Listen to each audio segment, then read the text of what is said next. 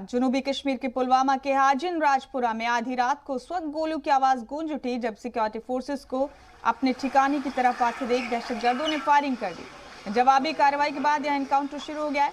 पुलवामा में जारी एनकाउंटर में सिक्योरिटी फोर्सेस को पाकिस्तानी समेत लश्कर के 5 दहशतगर्दों को मार गिराने में कामयाबी मिली है, जबकि जवाबी कार्रवाई में फौज के एक जवान भी शहीद हुए हैं। हिफाजती दस्तों की जानिब से सर्च ऑपरेशन चलाया जा रहा है। पुलवामा में ऑटोमेटिक हथियारों से लैस 3 से 4 मिलिटेंट रात 11:30 बजे हाजिन राजपुरा में देखे गए और इससे पता चलते ही पुलिस ने आर्मी और सीआरपीएफ के जवानों के साथ मिलकर गांव की घेराबंदी शुरू कर दी। रात तकरीबन 12:15 बजे दहशतगर्दों ने जवानों की घेराबंदी तोड़कर भागने के लिए उन पर फायरिंग कर दी। जवानों ने खुद को बचाते हुए जवाबी फायर किया और उसके बाद एनकाउंटर शुरू हुआ। दहशतगर्दों के खिलाफ जारी तसादुम आराई में फौज के 44 आरआर के जवान काशी शहीद हो गए। इससे पहले उन्हें नाजुक हालत में आर्मी के 92 बेस अस्पताल में दाखिल करवाया गया था।